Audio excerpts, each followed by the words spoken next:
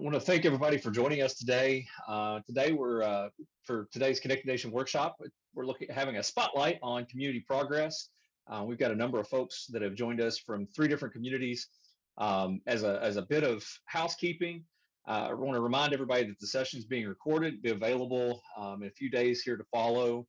And also, if you have questions that you'd like to ask, please submit those through the Q&A box that is located there at the bottom of your Zoom screen. That'll make it easy for me to kind of keep up and make sure that we're asking questions to the right people at the right time. With that said, again, for joining, we've got folks here today. I think we've got 3 communities or 3 counties. We've got Jones County, we've got Hays County, as well as Clay County. And today the focus is really just to discuss some things that each of these counties are doing kind of post the survey and recommendation work, and really just to hear what's going on, things that they're focused on, things that they think are important, and that they would encourage other communities to look at. And so with that, I have Lindsay McClune and Simone Corprew, both from Hays County. I have Judge Mike Campbell from Clay County, and Judge Dale Spurgeon from Jones. Thank you all for joining us. I guess I'm gonna start with Lindsay and Simone.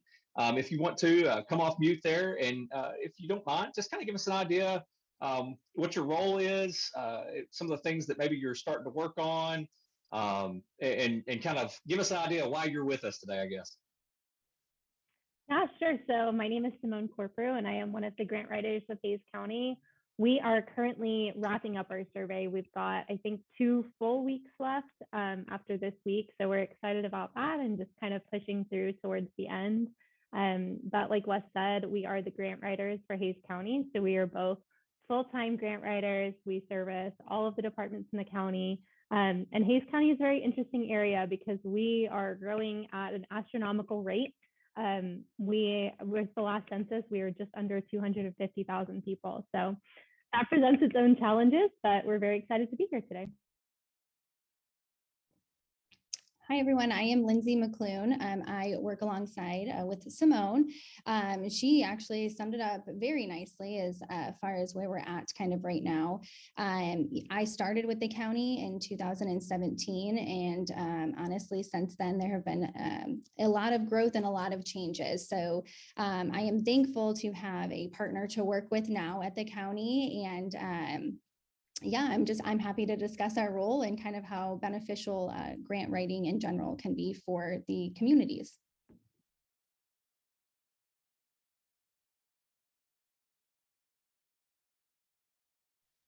Judge Campbell.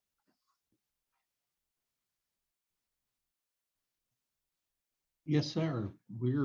I'm county judge here in Clay County. We're located in the banks of the beautiful Red River up near Wichita Falls, and we're about 1,100 square miles. So we have a large area with very few people.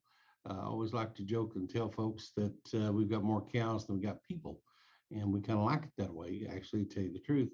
But from a technology standpoint, that makes it more of a challenge, of course, to get broadband out to the folks that live out in the country.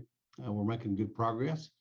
Some of our local phone providers are moving forward with that. We got some wireless, fixed wireless folks that are doing good, and then a lot of fiber that's been pulled into the county too. So we've enjoyed working with Connected Nation in getting our survey done. We've got some good information now that I think we can use. What we need now is just help. We would give anything if we had a full-time grant writer to help us do that, but it's pretty much down to just us. So we're looking forward to working with y'all and looking forward to what we can learn today. Thank you. And last but certainly not least, Judge Spurgeon. Oh, Wes, thanks for the opportunity. And again, thank Connected Nation for what y'all have contributed to what we have done here in Jones County and what we're doing on bridging this digital divide. We actually had completed our survey last fall and got the report. We were kind of waiting and seeing what the funding was going to do. Obviously, the American Rescue Plan Act funds under the interim rule broadband was something that most counties would probably considered being qualified. But when the final rule came out for county our sizes, it has changed that perspective. And we're looking at, the new funding sources that are coming. And some guidance we've received from some folks is to, kind of pursue that. But you got to have that information, and Connected Nation and that survey certainly provided the data where the gaps are. And we went to the statewide meeting that was in College Station last week. A lot of good information out of that. We actually had a regional meeting with the Abilene Industrial Foundation, the West Central Texas Council of Governments yesterday, where we are talking to one another and identifying what we can do together to be very efficient on making application for grants, trying to get the best bang for the buck.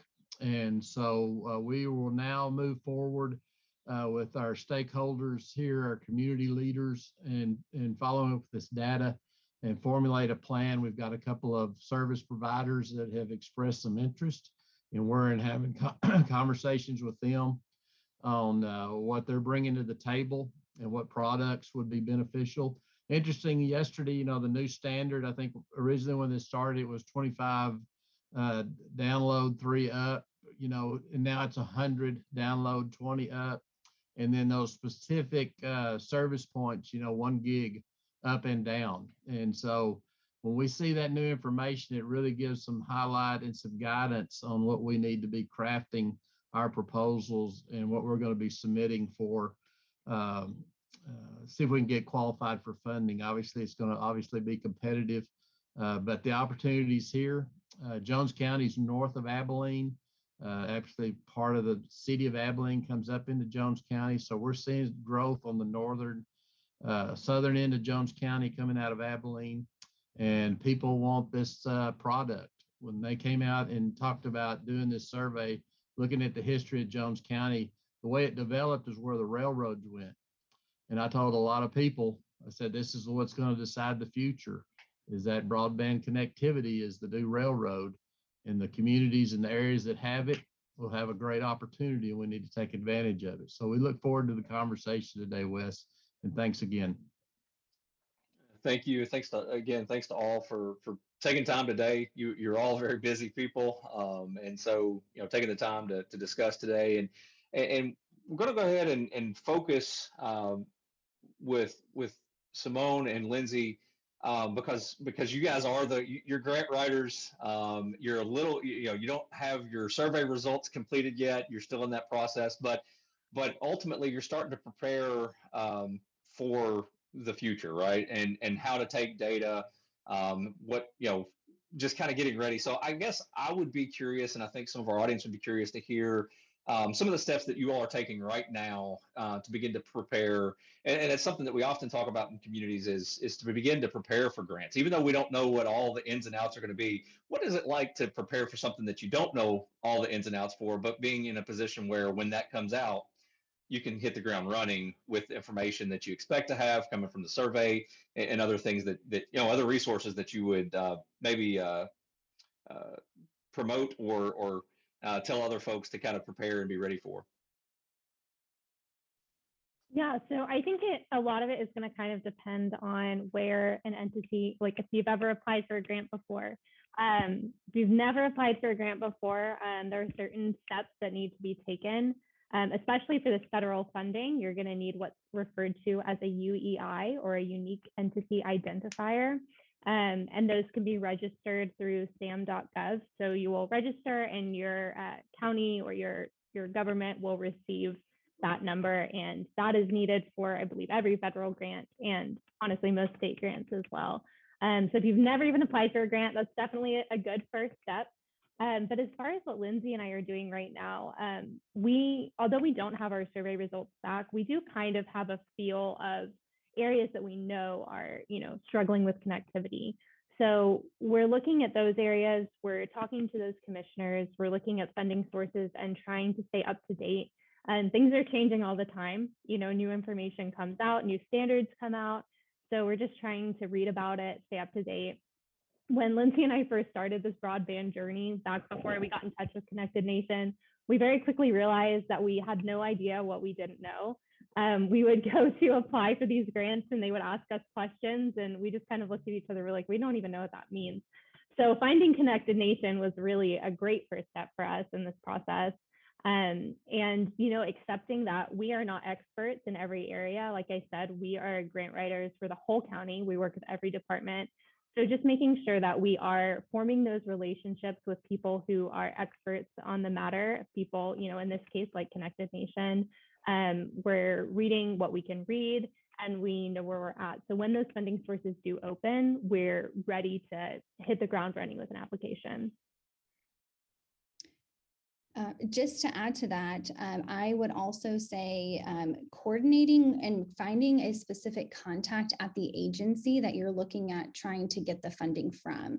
They say, obviously relationships matter, but really finding one person at the agency that you're looking at to kind of be your contact is really critical. A lot of times funding agencies will offer technical assistance to individuals or counties or anywhere if they don't have the resources available to them. However, that's usually not a very known thing because they don't necessarily advertise that they provide that technical assistance. So I'm always an advocate for finding a person that you can just kind of bounce ideas off of, and just to make sure that your project actually is aligned with that funding goal, because the last thing you want to do is put forth all this effort into writing a grant application and then them say, well, this doesn't even align. So you've wasted, 2 months of your life trying to put an application together, and now you probably won't get funded. So I think that has been very beneficial, and I kind of look at our role as that liaison between the granting agency and the county, so we can kind of trickle that information down. That's really good. Really, really good information. I'm gonna ask Judge Spurgeon, based on the comment you made earlier about collectively your region, I guess, having some conversations. How might that tie into or kind of dovetail into what Lindsay and Simone are saying here, and kind of the conversations that you're starting to have as well? Well, it's just the aspect of what they've really highlighted. It's if you're not experienced writing grants, there's a lot of hard lessons to be learned. And so they've already made some great points. And for us in a rural area, we may not have that staff in the county, but the Council of Governments do have some folks that have some great experience in writing grants. And so that's the benefit of partnering with other counties in a regional plan. And then the fact that their experience that they can bring to us, also the service providers, they're very familiar with, and they have obviously a great opportunity for their companies to partner. They will also have some expertise because they've been down this road. This is their area of expertise, is broadband, and funding those projects. They bring a lot to the table. So partnering with them in benefiting an area. And then the last thing I'll say is what I recognized yesterday in conversations at that regional meeting was that you really need to have the most impact on the most number of people. Hays County obviously is on the leading edge of growth in the state of Texas. For some counties out in West Texas, we're lucky just to hold our own on numbers and population. So we've really got to come together, and so that we have a significant package of folks who are going to be benefiting from this contribution from these federal funds, that we're really impacting as many people as possible. Judge Campbell, anything you want to add there? I know you all are kind of, you're just hours, T-minus a few hours out from holding a tech summit. And that's, we kind of talk about different things that we recommend. And so a lot of the conversation thus far has been focused on some of the access types of solutions and recommendations that we have. But I know that you all, having been a part of a little bit of it at least, are prepping really to help bring some more awareness around connectivity and ultimately technology into a very specific sector in your community, agriculture, and a very important one, particularly in your community. But dare I say, most rural Texas communities, agriculture is such a huge part of what you do on a daily basis. But is there anything that you would add to this kind of grant conversation that you think is pertinent there? Well, certainly the challenge for us is knowing what grants are out there, and of course, having the expertise to go after them. It can be very daunting and challenging. I've done some, but it wasn't pleasant, and just it's a lot of work. And even after you get the grant, doing the reports and that sort of thing. So certainly, we salute those that are able to have full-time grant writers, and that's going to be a great benefit for certainly for Hays County, no doubt, and those that are able to do that. As far as our workshop tonight, we're going to gather in here around 6 o'clock. And like you said, anytime you offer up chicken fried steak, you usually get a better crowd. But tonight we are bringing in some ag leaders in the county and surrounding area as well, partnership with AgriLife Extension, as well as North Texas Regional Planning Commission. They are basically funding the project, but we're going to bring about 50 people together. We'll talk about a variety of things, technology certainly being one of those. Such a diverse thing as even ear tags that are able to have RFID capabilities on them, and being able to share that information out is one of the things. We've got a fellow talking about cyber credit, carbon credits. I don't know if anyone's familiar with carbon credits or not, but that may be the next big thing for agriculturalists in Clay County. We're mostly wheat, cattle, and oil, and very little industry. So anything that can improve, income for our farmers and ranchers, we're going to look at it. Great, thank you. Uh, I'm going to start asking just a handful of questions, just kind of thinking through, how various different implementations and where you guys are at in kind of this process. And Judge Spurgeon, I'm going to kind of lean to you here for a second. One of the things that we often talk about are partnerships, and you've already started hitting on that a little bit. And I think so often, particularly when we're talking with rural communities, they think about partnership, and immediately dollar signs pop up, and that there's this idea that that there's always this huge financial component to a partnership, and it's exciting, Judge Spurgeon, to hear that you all are partnering with other communities and other counties in the region to talk through this, to identify ways that you can be effective and efficient in this process. I really, any highlights or any additional thoughts that you have on kind of what that partnership, what it's taken to get to that point of where you're having those conversations at this regional level? I think it's just the aspect of knowing who you're talking to and having a trust factor, because obviously when we were approached by Texas rural funders, I think one of the key aspects that we were willing to start down that road was because I knew Rick Rhodes. He'd worked at TDA. He was former mayor over at Sweetwater. So it was a name that I knew and that I had a lot of confidence in, because I'd had some, dealings with him at TDA. And I think that was the aspect. If you can bring trusted people to the conversation, that they know each other, it really opens a door, because everybody's a little bit suspicious of somebody that's showing up and saying, hey, we want you to log in and take a survey. And their first impression is, hey, what are you fixing to put in my computer, or what kind of data are you going to pull out on the backside?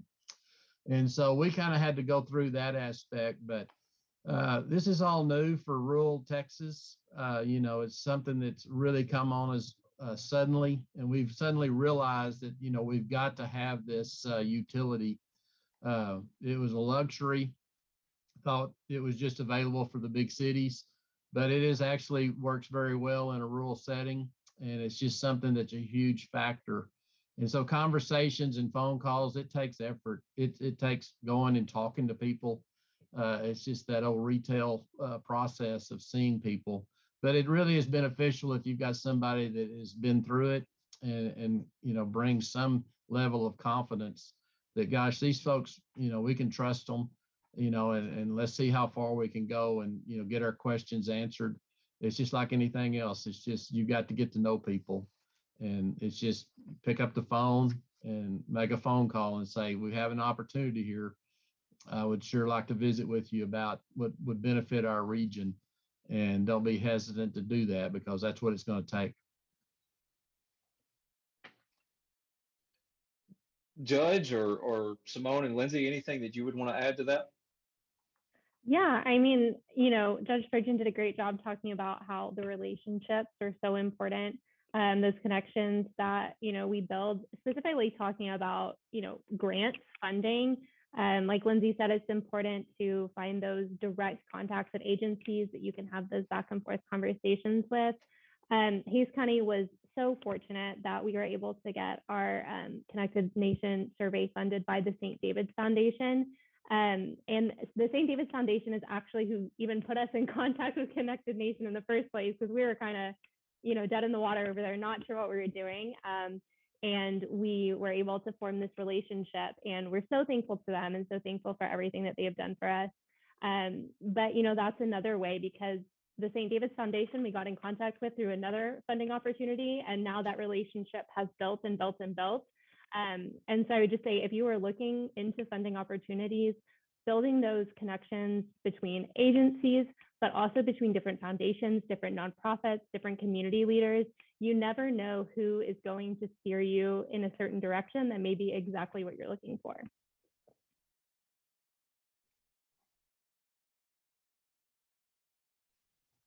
I think I would also add to that too, like just being aware, because I don't remember who it was. They talked kind of about just the surrounding counties, like working together, especially in a rural area. I imagine kind of forming, the county that border your county, you're kind of well aware of what is going on there, and having to work together. And a lot of times I find myself just contacting the Comal County grant administrator just to see, hey, what have you found this month? Did you write an application for this funding? Can you share that with me? Because oftentimes, and I can imagine for rural areas, it's not only difficult to find the time to do a lot of grant prospecting, but just trying to figure out like what sources were used and how they were utilized, and what verbiage was even used to write the application. So I have found it extremely beneficial to work with our counties alongside of us, just to not duplicate efforts, especially if it's a service that could be provided to our constituents, but also just creating that, relationship. Grant lingo is a little bit different than just, kind of talking with your friends and all that. So it's nice to have somebody that kind of can speak your language and knows, about what is going on. And then you guys can kind of share that knowledge with each other. And I had another thought, I'm so sorry. But adding on to what Lindsay was saying, if you find a funding opportunity that maybe is something that has previously been open, and that there's a county or a city close to you that has applied for it and was granted it, and you're like, wow, this is a really great grant opportunity, and I really feel there may be a project that would apply to this, but I just don't know how to start it, or I just don't know how to phrase this, or I'm curious how they broke up their budget. You can always submit a public information request to get a copy of that grant information. And then you can get the application sent to you. Obviously, I'm not encouraging you to copy their application word for word, but if you are just completely stuck and you're like, I know this would fit, I just don't know where to start, sometimes those opportunities, you'll get a spark of an idea there. So public information requests are always great. One of the observations regarding that is when you look at broadband and getting it out to rural communities, it's overwhelming. The expense that it takes to pull fiber or to even set up the wireless access points is very expensive. So it can be overwhelming, and you think, well, there's no way on earth that we could possibly do that. But I think it is true that working with your internet service providers, your local phone companies, that sort of thing, they certainly know how to do it. And this information that we have now will assist them in knowing what's, their return on investment is going to be better. Hopefully when you combine that with a grant, and they will do that. I guess the rest of the problem is knowing what to do anyway. Even though we may not be able to pull fiber, but maybe we can set up hotspots around schools or around our courthouse or our library, so that hopefully we never have to go through another pandemic situation. But in the event we do, we'll have access for those that may not have internet connectivity at home. I want to make mention that Pam Wagner, one of our broadband solutions managers, made mention too, and just kind of as a part of this whole conversation, is that some of the grants that are going to be out there will be, specific for providers. And I think we made mention of that earlier. But that in some instances, and it's, communities are going to essentially need to endorse that. And so that's going to be a part of being a partnership. As when we talk about partnership, again, so often we just start seeing dollar signs and thinking, well, gosh, where, how am I going to bring money or monetary value to this? And in so many instances, it's going to be having a really, really good relationship with the local providers and being able to endorse those grants that they are looking to go after. And as was mentioned earlier, they may take over a considerable portion of the grant writing process. You may just need to be able to help provide, letters of support and those types of things. And so, to keep that in mind through this process, and again, as an encouragement to communities that are listening in today, there are so many different aspects to how you can impact your community. It doesn't have to be monetary. Certainly, it never hurts. Certainly, there will be internet service providers who are looking for partnerships. You're bringing some monetary value to it, but that is not always going to be the case. And I think one of the themes that we're hearing here is this idea of relationship. And so, you know, Judge Spurgeon, I think it's been, gosh, almost 18 months since I first met you. And I'm pretty certain one of the first things that we talked about was just how important it was to build relationships, right? And sometimes it's even relationships with the people that you already know, the people that you see 2 or 3 times a week at different meetings, but you're not talking in context as it pertains to connectivity or technology adoption and use. And so, having this conversation around broadband and building relationships around broadband is so important, or broadband connectivity and technology use. And so, Judge Campbell, tonight, you all are going to be working towards building relationships around connectivity and technology use in the ag sector specifically. And that's exciting because, again, everybody's busy. If there's any sector in the country that's busy and doesn't really have time to talk about connectivity and technology, unfortunately sometimes it's our ag sector. So it's great to see you all taking the time to slow down. They're going to get a nice meal out of the deal, and they're going to hear some new things, hopefully, and maybe it'll spur some conversation, create some questions that helps really guide and direct the county towards things that maybe you didn't know needed, or ways to support that sector in the county. You were joking earlier that you've got more cattle than you do people, but if that is the number of folks that you've got, and that's something as important as it is, we need to be talking about connectivity and technology and how it impacts that group, because if that group doesn't embrace it, a decade from now, the community could look very different. And so you all are looking at it and saying, how do we remain sustainable? How do we utilize these tools in a way that impacts the community? So those are exciting. And like I said, I think it all just comes back to relationship. And Simone and Lindsay, it's exciting to hear you all. I heard you say don't plagiarize. But I did hear you say call and ask and talk. Again, relationships. And touching on these, touching base with communities that maybe have already been down this road. You see communities or counties that have done, have had grant applications, even if they weren't successful. Having those conversations to understand what they believe was, made an application successful or not, things they would have done differently. Having helped with a couple of USDA grants in the past, I understand these are not, grants are never a lot of fun. But having good relationships, as I think Lindsay had mentioned earlier, with an individual with the granting entity is important. The USDA rep that I worked with probably didn't like me very well during that time frame, and I see the laughs. But it's because we really did talk a lot. When I had questions, I went to them, and now they do lots of, like you said, lots of technical assistance to keep me from calling. So, Wes, I want to jump in here in that yes, sir. conversation. And this was really highlighted yesterday. For this area, a lot of acronyms are used. If you're not familiar with it, if you're talking to somebody and they're using acronyms, you got to slow them down and say, okay, you got to say it in plain English. I don't know what that acronym represents. One of the things that we do grants, and actually we're working through a FEMA grant for disaster stuff. And one of the things that I've really, my experience has been, you better figure out the procurement process and the rules going in, because you don't want to have a problem down, because these are federal dollars, and there's always that audit coming.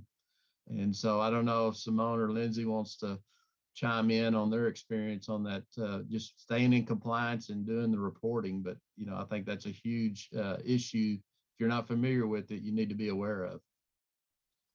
Yeah, I think there's this misconception, or this thing that we hear a lot. Grants are free money, and they are not free money at all.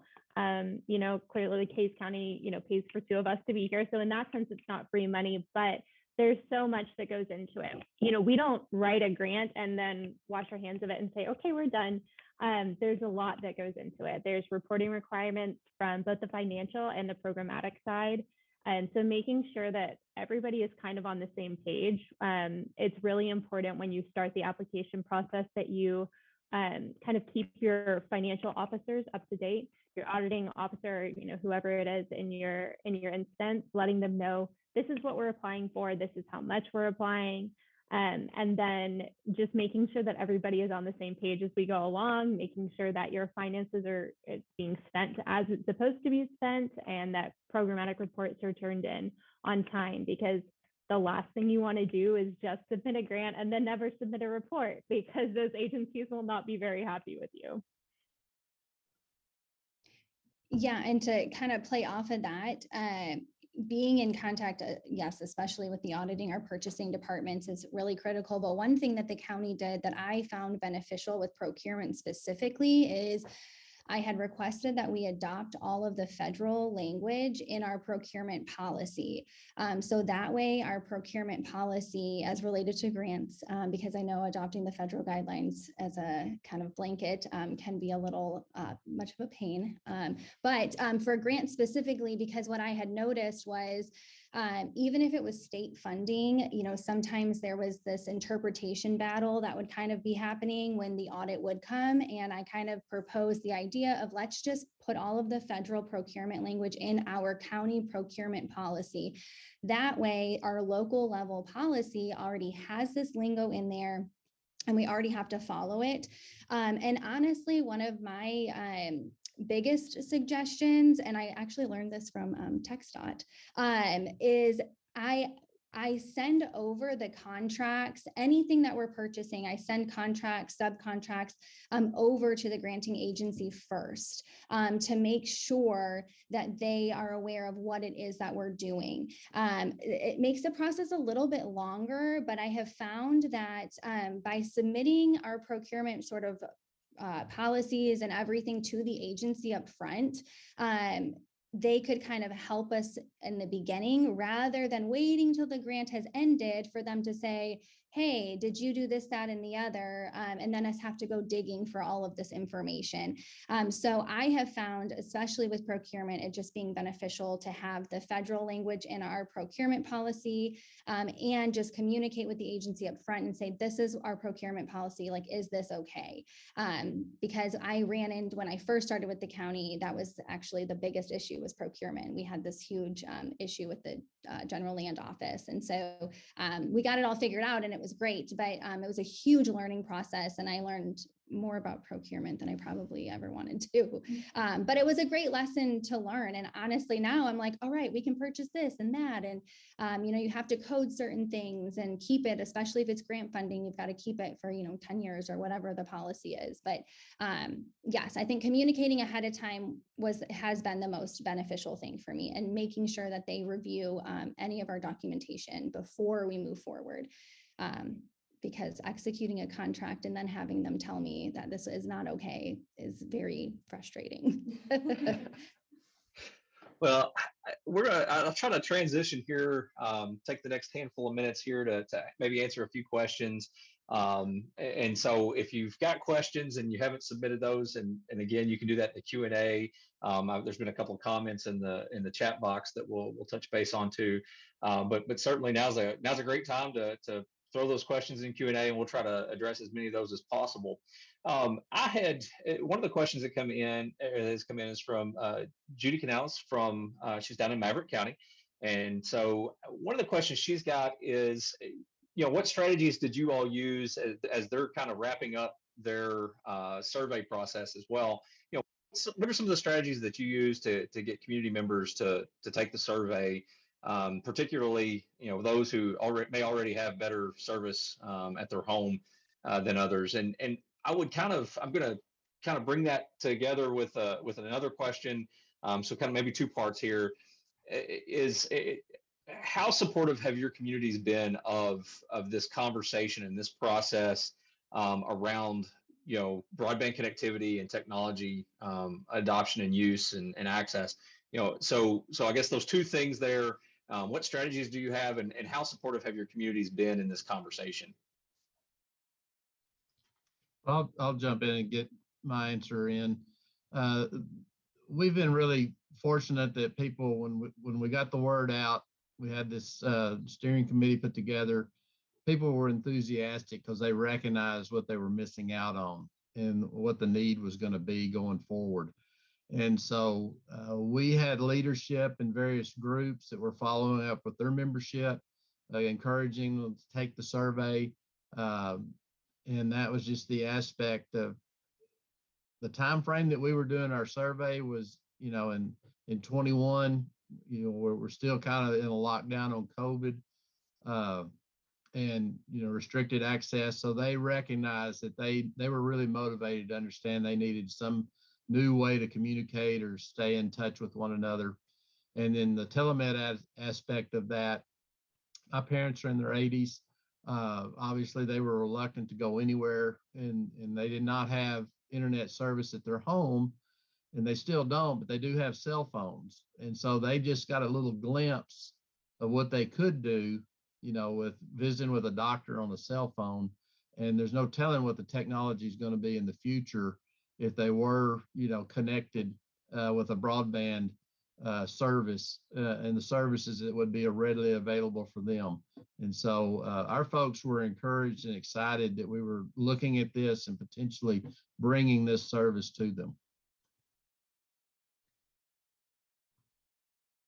In Clay County, we were very fortunate that we had good participation from our local media, certainly our local newspaper, the Wichita Falls TV and radio stations and newspaper covered the idea as well. Because newspapers, media, and especially in this day and time, are looking for something good to report. So we were very fortunate that they were able to use that. Of course, we use social media as well, Facebook and Twitter and what have you, and got good response on that. But probably the best response was from our county agent who has good email list, and he was able to send the information out directly to our ag producers. And so we got good participation because of that as well, I think. In Hays County, we are getting ready to wrap up in just a couple of weeks. I will say, unfortunately, we have not had as good of a response as we have hoped for, but I do still think that we've had a pretty active response across most sectors. And what's been encouraging is that based on initial findings, it appears that our responses are pretty spread across the county. So we do know that we are reaching, all corners. Hays County is very diverse from precinct to precinct. It's completely different counties almost. But we're very fortunate in that aspect. And we've had a lot of, sharing, a lot of social media spread, it's gone out a lot of places, different organizations. Our libraries have been awesome. They've taken paper copies of the survey and sent them back to us, as well as just sharing the information. So I would say working with our chambers as well. We went to a couple of Chamber of Commerce events just to put our face out there because I can't remember who it was, but somebody had mentioned maybe hesitation. People are where's my information going? So for Simone and I to kind of get our faces out there so people know who we are. and they don't feel as like discouraged, or they're like, oh, my information is actually safe.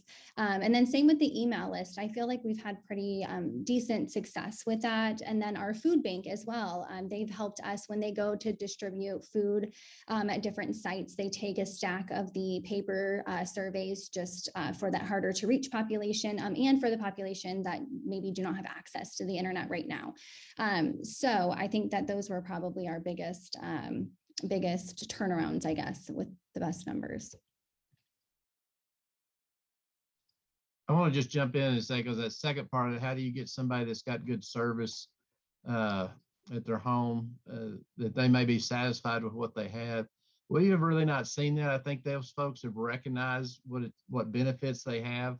And, you know, when you hear about the number of devices some people have in their home, and what, you know, the future devices. I had to buy a hot water heater last week, and you can buy a hot water heater that connects to the internet. You know, it's hard to imagine, but, you know, we've got communities that don't have that kind of ability. And I've got a Mayor Decker up at Stanford's got a 5-year-old daughter that desperately wants to be able to stream the movies that she wants to watch. And so we've committed, you know, to do something to meet that need, because it's real to a 5-year-old. Thank you all. So as we wrap up here, I think what I would like to ask as kind of a parting question is, what advice would you give counties or communities that you haven't already mentioned? Is there one thing that you think, you know, that we haven't talked about that you think we should, you know, at least mention? I'll go first. I would say, as far as looking at future funding opportunities, plan ahead. Because you never know how long it's going to take, and the process does take a lot longer than you would expect as far as putting the application together. And like I mentioned at the beginning, the unique entity identifier that you will need to get for most federal funding, it can take, you know, a couple months to receive that number. So do not hesitate. If you even think that you want to do federal funding, I would jump on that, and just make sure that you give yourself plenty of time, and you give everybody else that you may need to get data from, give them plenty of time to get that to you, because it does take quite a long time to put together the application. And I would just one more time like to thank the St. David's Foundation so much. They are an awesome resource. Even if you're just looking for somebody to reach out to for, you know, where can I look to for funding, don't hesitate to reach out to them, because they are so helpful and they are really leading an awesome push.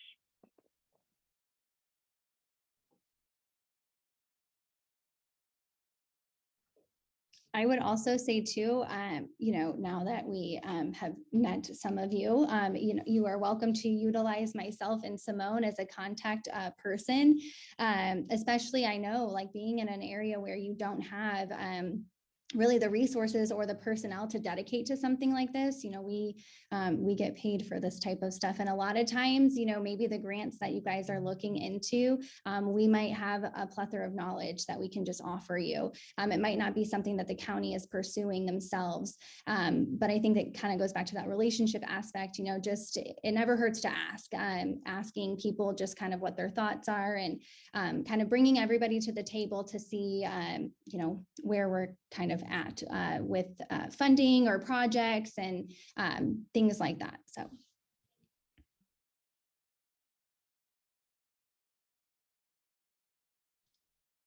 I would just like to, you know, being at the statewide meeting last week and following what Simone talked about, is that there are a lot of foundations out there that are looking to help, particularly rural areas. And do not hesitate to, you know, look for those opportunities, because there are partnerships out there, and Texas Rural Funders is one of those that helped us get this process started. But at that statewide meeting, it was pretty evident there are other foundations, and some have been identified here today, that are really looking for an opportunity to assist some areas. And so don't sit back and wait, because this is really a once in a lifetime opportunity, particularly for rural areas, to join this level of service. And I would just encourage anyone and everyone to look for those opportunities. And again, thanks for Connected Nation on hosting this thing today. And Simone and Lindsay, you're on our contact list, so we're going to accept your offer for assistance. Thank y'all. Judge Campbell? You know, we have to recognize the importance of connectivity. But I think the one thing that may be holding us back, and the thing that we got to tackle more than anything else, is educating the public on how to use it and how to use it safely with cybersecurity and that sort of thing. So my hope is that in Clay County, we can certainly work with our schools. We did a project recently with each of our schools, borrowed their labs, used their labs, and just did a class on what is the cloud and how to use it safely and that sort of thing. So we believe that it's important, whether you're out in the middle of nowhere or whether you're in downtown Henrietta.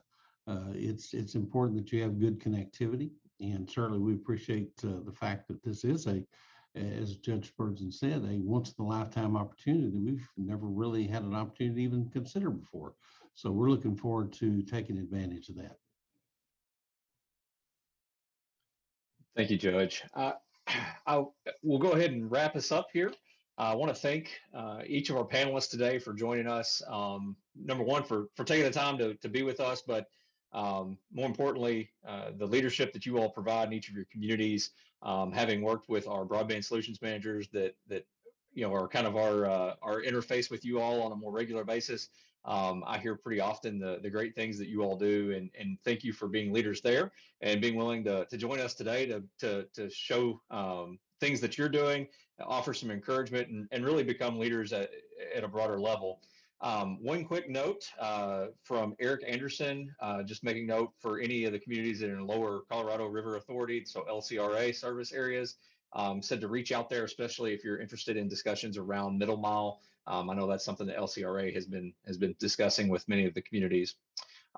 With that, I want to thank everybody for joining us. Next month, we will have Nora Belcher from the Texas eHealth Alliance joining us. Really looking forward to hearing what she has to say. I think I'm going to sit back and be more of a part of the audience than a host, because I know she's got some really neat and really interesting things to talk about as it pertains to e-health across the state, and particularly in rural areas. And so I would encourage you to join us for that. I will follow up with a thank you that has some contact information for each of our panelists in it. And so then you all can flood Simone and Lindsay as it pertains to grant work. And we'll go from there, but that should be in the next handful of days. I'll also send a link to this video so you can go back and listen if there's anything that you're interested in at that point. Again, thank you everybody and have a great day.